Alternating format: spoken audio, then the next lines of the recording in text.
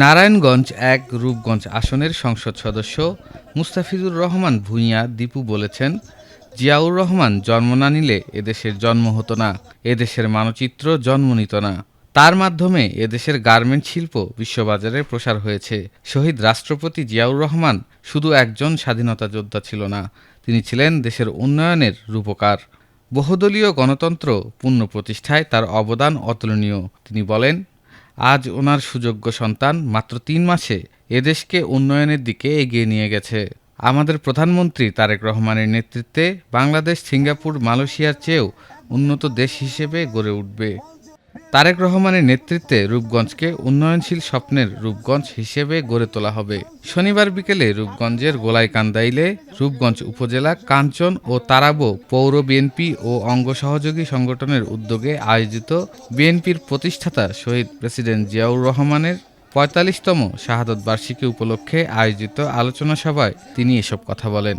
আলোচনা সভা শেষে শহীদ প্রেসিডেন্ট জিয়াউর রহমানের রুহের মাগফিরাত কামনা করে বিশেষ মোনাজাত করা হয়। এমন একজন নেতা যার জন্ম না নিলে এই দেশের জন্ম নিত না, যার জন্ম না নিলে এই দেশের মানচিত্র হতো না, যার জন্ম না নিলে আমাদেরকে পাকিস্তান বাহিনী আমাদেরকে ঘরে ঘরে ঢুকে ঢুকে মেরে ফেলত। আজকে এরকম একটি নেতার মৃত্যুবার্ষিকীতে আমরা সকলে প্রথমেই ওনাকে যাতে আল্লাহ বেহেশত নসিব করো, এর জন্য কি আমিন বলবো একবার জোরে। যে এই ৪৫ বছর ধরে আমাদের প্রতিটি ঘরে ঘরে প্রতিজন এই দেশের মাটিতে আমরা সবসময় ওনাকে স্মরণ করি। আজকে ওনার জীবন দশায় কিন্তু উনি বেঁচেছে মাত্র ৪৫ বছর। একটি মানুষ ৪৫ বছর বেঁচে এই দেশের প্রতিটি মানুষের ১৮ কোটি মানুষের হৃদয়ে ঢুকে গেছে। কারণ মানুষ যদি সৎ থাকে, মানুষ যদি মানুষের জন্য কিছু করে, তাহলে আল্লাহ তাআলার তরফ থেকে একটি জিনিস আসে, সেটা হলো প্রতিটি মানুষের অন্তরে ওই মানুষের নামটা লেখা থাকে। যেই নামটা লেখা হয়েছে আমাদের শহীদ রাষ্ট্রপতি জিয়াউর রহমান সাহেবের নাম।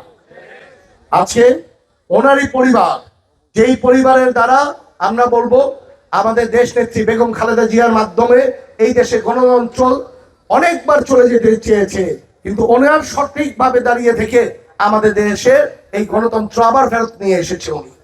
আজকে ওনারই সুযোগ্য সন্তান দেশ নায়ক তারেক রহমান সাহেব। দেখেন আপনারা, এই দেশের মাত্র ৩ মাস হয়েছে উনি দায়িত্ব পেয়েছে, ৩ মাসে এই দেশের চিত্রটা পাল্টিয়ে দিচ্ছে না। এই দেশের মানুষের অভাব ইনশাল্লাহ দূর করে ছাড়বে, এই দেশকে ইনশাল্লাহ সিঙ্গাপুর মালয়েশিয়ার মতো উনি বানিয়ে ছাড়বে।